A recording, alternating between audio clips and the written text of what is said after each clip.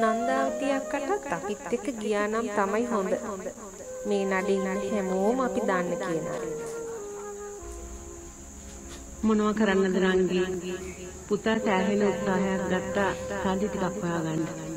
ඒත් බැරි වුණානේ. හැබැයි ලබන පාර නඩෙත් එක්ක කොහොම හරි මාව දඹදිව යවනවා කියලා පුතා කිව්වා. අනේ ඕ අක්කේ. සිරිමල් පුතා අක්කව කොහොම හරි දඹදිව යවනවා. ඊළඟ ලයිස්තුවේ පළවෙනියටම තියෙන අක්කගේ නම.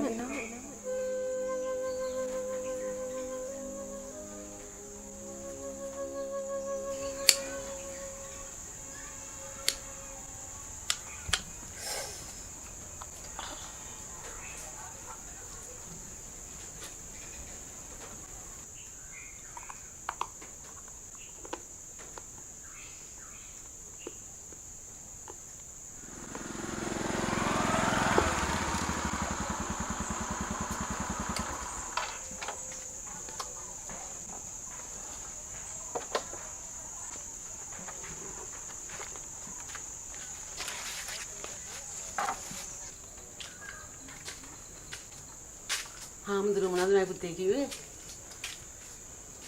හාමුදුරන්ට මම කීවා අපේ අම්මා දඹදිව යනවා කියලා. ලයිස්තුවේ නම අයින් කරන්න එපා කිව්වා. ඇයි පුතේ එහෙම කිව්වේ? මං කොහොමද දඹදිව යන්නේ? අපේ අම්මා කලබල නොවී ඉන්නකෝ. මං සල්ලි ටිකක් හොයාගන්නම්. මං කල්පනා කළා අම්මා මුදලාට මේ ගේ ඉඩමයි තියලා සල්ලි ටිකක් ඉල්ල ගන්න. මේ ගේ උගස් තියන්නේ? ඒක ප්‍රශ්නයක් නෑ අපේ අම්මා. මම වැඩ කරන්නේ මුදලාලි ගාවනේ. මුදලාලිට කියමු අපි ඒක පඩියෙන් ටික ටික අඩු කරගන්න කියලා. ඊට පස්සේ බැරි ඔප්පු නිදාස් කරගන්න. අනේ පුතේ මං නම් එකට මනාපයක් නෑ. ඒ වුණාට මම මනාපයිනේ. අපේ අම්මා දඹදිව ගිහින් ඉඳන් සතුට මට මේ ඔක්කොටම වඩා වටිනවා.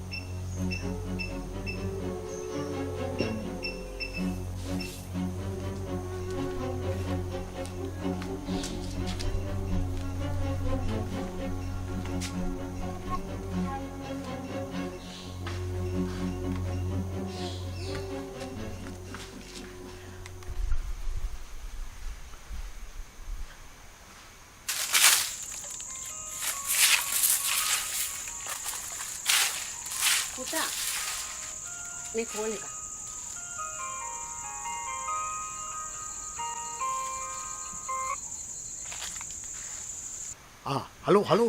හලෝ සිරිමල්. ඔය යකෝ මුදලාලි තමයි කතා කරන්නේ. ඉක්මනට මගේ ගෙදරට වරින්. මුදලාලි දැන් මෙන්න ඕනේද? යකෝ දැන් තමයි. මට පොඩි ගමනක් යන්න. හරි මං එන්නම්.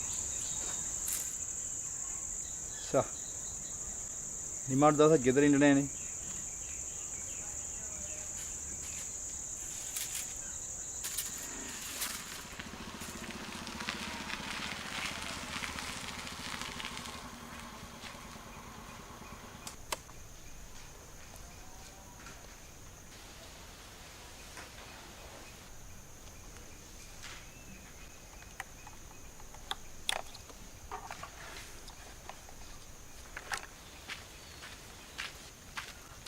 සිරිමල් බාපේ කොහොඳ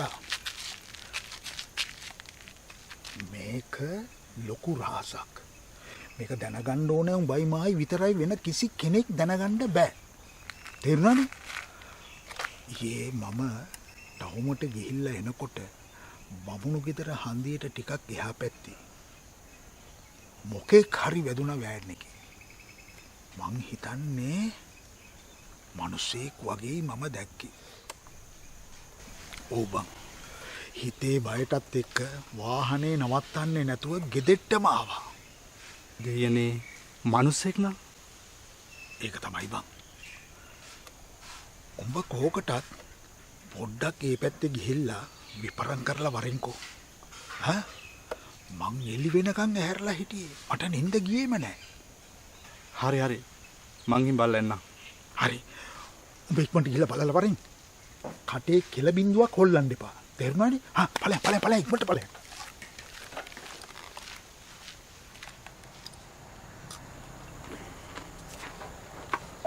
පව් අසරණයා. දැන් ඉතින් අර දරු පවුලට යන කල දසාව මොකද්ද? යට කරගෙනමනේ ගිහිල්ලා තියෙන්නේ. ඉතින් බේරේ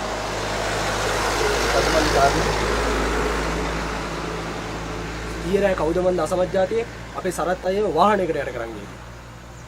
හුඟ වෙලාවකට පස්සේ තමයි හොස්පිටල් එකට එක්කන් ගිහිල්ලා තියෙන්නේ.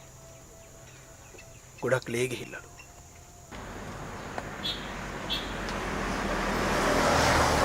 මල්ලි එතකොට ඒ වාහනකාරයා කවුද කියලා අඳුරගන්නේ නැද්ද? ඌ නවත්තන්න නැතුව ගිහිල්ලා.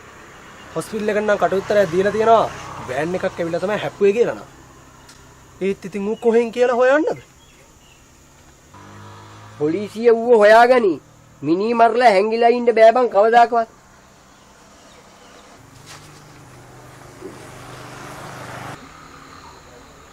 කවුරුවත් දැකපු කෙනෙක්වත් නැද්ද? අඩුම තරම වාහනේ නම්බරේවා. ඔය මහරෑ කවුරු දකින්නද අයියේ? පව් අහිංසක දරු පවුල පාරේ තමයි. අඩුම තරමේ බඩගින්න හැරි වැටලා ඉන්න තමුන්ටම කියලා ඉන්න හිටින්න තැනක් තියෙන උන්නම් ඒත් කමක්.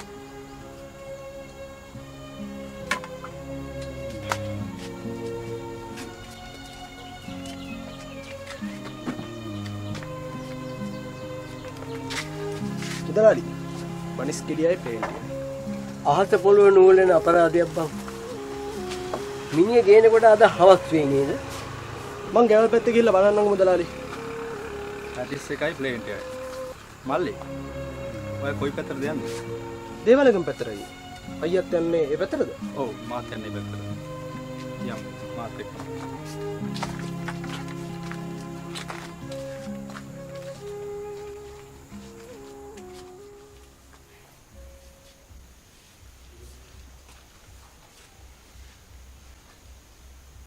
මං දැන් මොකද කරන්නේ සිරිමල්?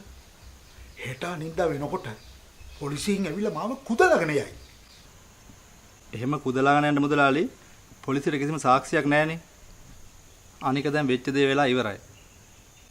මම නම් කියන්නේ ඒ අහිංසක දරුපවුල වෙනුවෙන් මොනවා හරි උදව්වක් කරන්න කියලා. උදව් කරන්න? මං කොහොමද ඒක උදව් කරන්නේ? උඹ කියන්නේ මම මේ මිනිහා හැප්පුවේ කියලා ඉදිරිපත් වෙන්න කියලාද? නෑ මුදලාලි. මං ඒ ගෙදර ගියානේ. මැරිච්ච සරජ්‍ය යාළුවෙක් කියලා තමයි මං ඒ ගෑනු කෙනාට කීවේ. අහිංසක දරුපවුල මුදලාලි.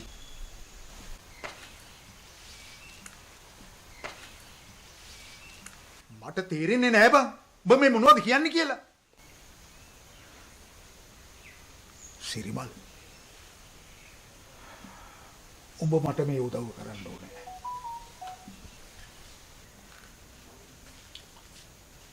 සිරිමල්. පුතේ. මං ඔබ ගැන බලා ගන්න. මං ඔබ හිරේ යවන්නේ නැහැ. ඔබ වෙනුවෙන් මම කෝටියක් හරි වියදම් කරනවා. මං කියන දේ අහපන්. බැරි වෙලාවත් වැඩේ ගැස්සුනොත් උඹ මං වෙනුවෙන් පොලිසියට ඉදිරිපත් වෙනවා. මොනවා? මේ මම කලබල වෙන්න එපා. මම ඔබ වෙනුවෙන් කෝටියක් හරි වියදම් කරනවා කියන්නේ. ලංකාවේ ඉන්න හොඳම ලෝය අල්ලලා මං ඔබ බේර ගන්නවා. හිරේ යවන්නේ නැහැ. මං කියන එක අහපන්. මුදලාලි අනුන්ගේ පව් මයි කරපිටින් යවන්න එපා.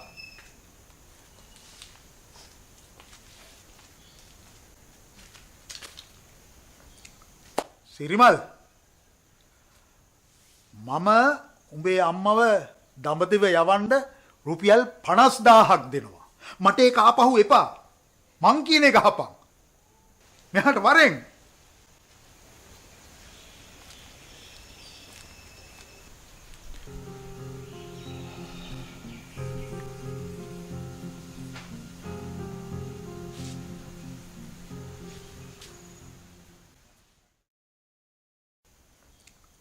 සිරිමල්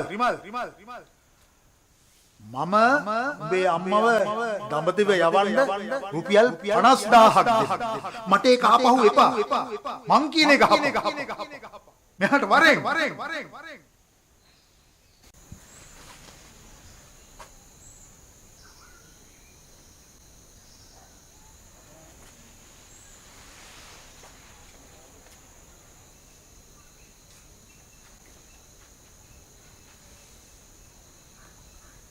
මය පුතේ අපේ අම්මා මොනවද හැටි කල්පනා කරන්නේ?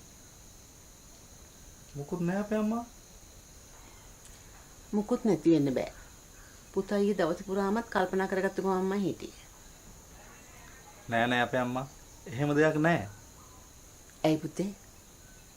සල්ලි ගැන ප්‍රශ්නයක්ද? එහෙනම් අපි දැම්මම හාමුදුරන්ට කියමු. නෑ අපේ අම්මා.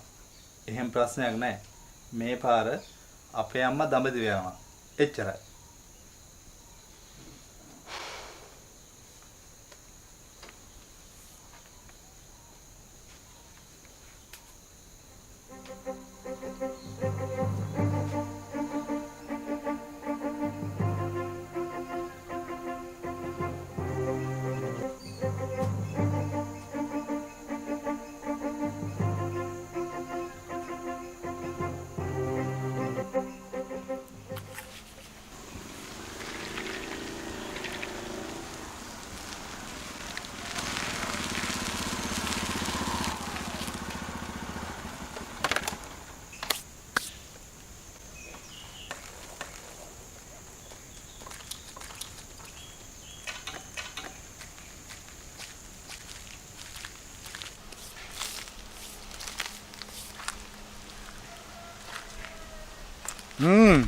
සිරිමල් උඹ කැමතිද මං කරපු යෝජනාවට?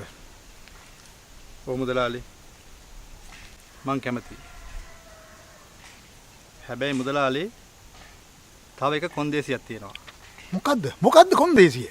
ඒ තමයි මුදලාලි අර අහිංසක දරු පවුල වෙනුවෙන් මොනවා හරි උදව්වක් කරන්න ඕනේ. හරි.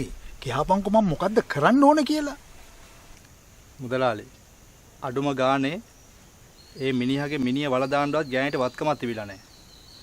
කාත් කවුරුත් නැති මිනිස්සෙක් විදිහට ඉස්පිරිතාලේ ගානේ වල දාලා තියෙන්නේ. හරි ඉතින් කියපන්කො මට කරන්න ඕන දේ. කියපන්. අඩුම ගානේ ඒ මිනිහ වෙනුවෙන් දානයක්වත් දී ගන්න ඒ ගෑනු කෙනාට රුපියල් 25000ක් දෙන්න ඕනේ. හරි. මං ඒක දෙන්නම්. හැබැයි උඹේ සල්ලි ඕන විදිහකට දී ගනින්. මාව ගාවන්න බෑ. තේරුණානේ? පොඩ්ඩක් හිටන්.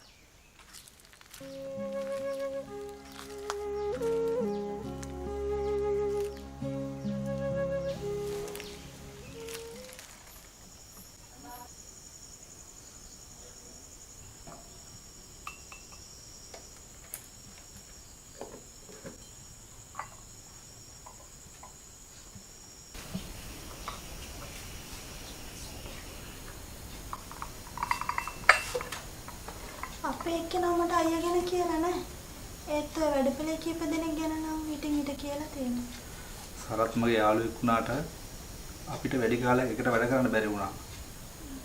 මම වෙන ජොබ් එකකට ගියා. මේ වෙච්ච දේ ගැන ආරංචි වුණාම මගේ පපුව පත්තු වෙලා ගියා. මොනවා කරන්නද අයියේ? මේ අපි ලබා උපන් හැටි. පෙර ආත්මවල මොකක් හරි ලොකු පවක් කරලා ඇති. මේ විදිහට දුක් විඳින්න. මේ දවස්වල කාණ්ඩේ බොන්නේ කොහොමද? ගමේ මිනිස්සු නම් හැමෝම හොඳට සලකනවා. ඒත් ඉතින් හැමදාම යාලට කරදරයක් වෙන්න බෑනේ. එරත් අපිට මේ ගෙදරින් ඉක්මනට යන්න වෙනවා. අයිතිකාර මහත්තයා දැන් හුඟ කල් අපිට යන්න කියලා.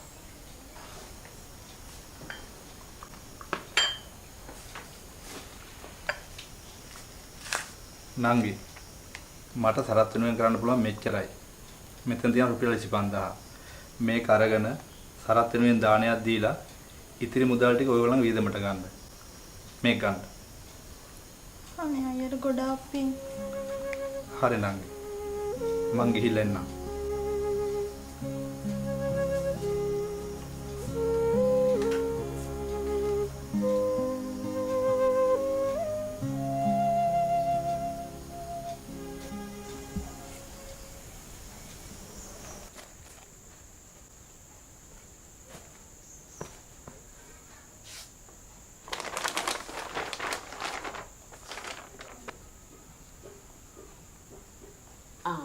පුතේ.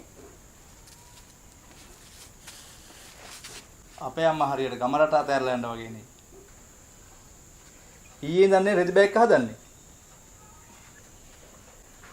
අවශ්‍ය හැමදේම අරගෙන යන්න ඕන පුතේ. එතකොට හිත එකලස්ස වන්දනා කරන්න පුළුවන්. මට හරිම සන්තෝෂයි පුතේ. මගේ හිතේ තිබුණු ලොකුම බලාපොරොත්තුව දමතිව වන්දනා කරන එක. ඒ බලාපොරොත්තුවත් මට මගේ පුතා ඉෂ්ට කරලා දුන්නා. මම හෙට උදේ දමතිව යනවා. මගේ පුතාට ගොඩාක් පිං. අපේ අම්මා මොනවද මේ කියන්නේ? මට අමුතුවෙන් පිං ඕනේ නැහැ. මගේ යුතුයකම තමයි අපේ අම්මා සතුටින් තියෙන එක. අම්මා කෙනෙක් විදිහට මම ගොඩාක් සන්තෝෂ වෙනවා පුතේ.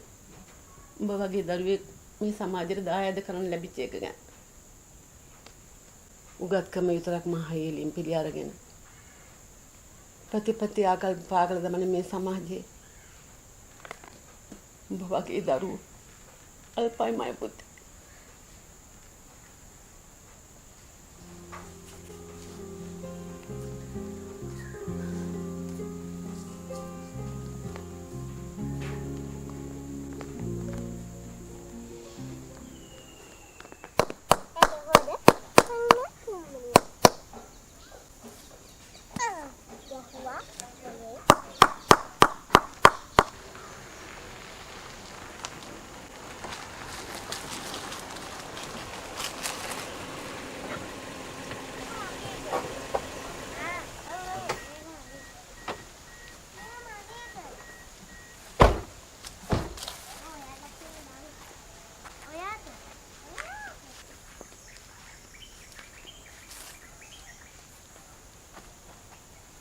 පුතේ අම්මා පුතේ එනවා.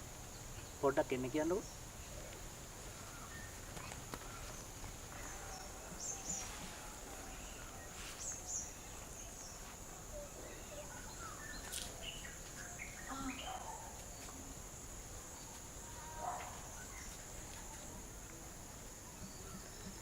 අනේ ශ්‍රේයානි අපි මේ විදිහට එන්න නම් හිතුවේ නැහැ.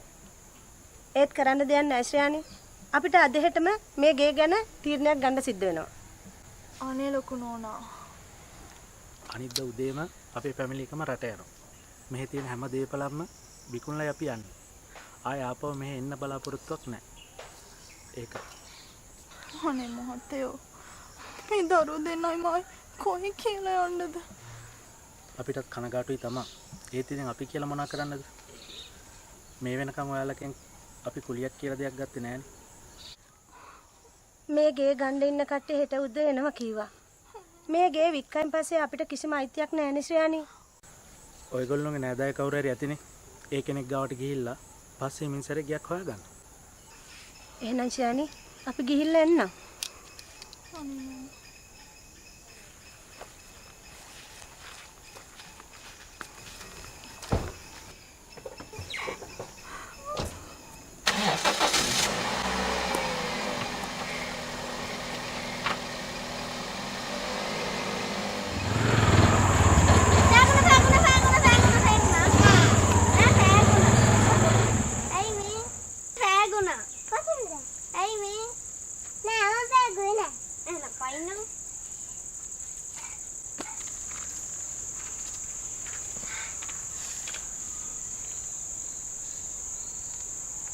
සිරිමල් සිරිමල්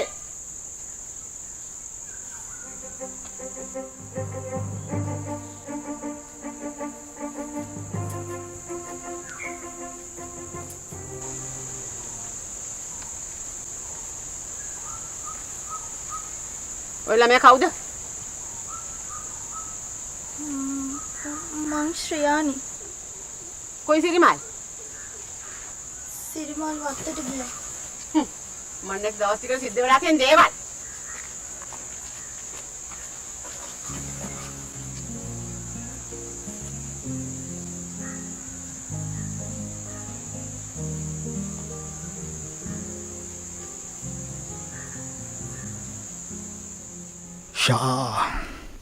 මං කරගත්ත මෝඩ වැඩක් සාක්කි නෑ කියලා නඩු අහක ගියා. සිරිමලාට 50000යි අර ගෑනිට 25000යි. හපෝ 75000යි. දැන් මොකද කරන්නේ? සිරිමලා තරහ කරගෙන බෑ. බලමුකෝ. නෑ. ආයේ ඒ ගැන කතා නොකර ඉන්න එක ඇඟට ගුණයි. ඔව් ඇඟට ගුණයි.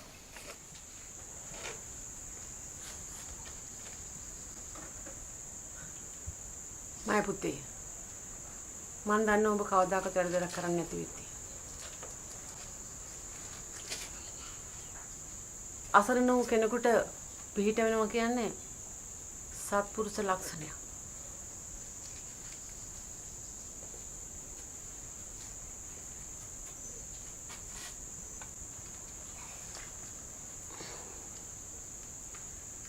සත්පුරුෂයාගේ ගුණ සුවඳ යටි හුළඟට පමණ සීමා වෙන්නේ නෑ පුතේ. දසත දිග පැතිරෙනවා. කාත් කවුරුවත් නැති යන්න දෙන්න තැනක් නැති අසරණ වෙච්ච පවුලකට පිහිට වෙනවා කියන්නේ උතුම් ගුණාංගයක්. උඹ හරි පුතේ.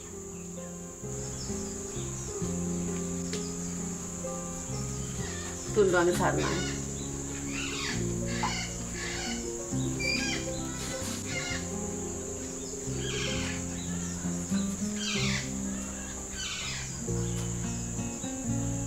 මම උඹලට ආශිර්වාද කරනවා මයි පුතේ.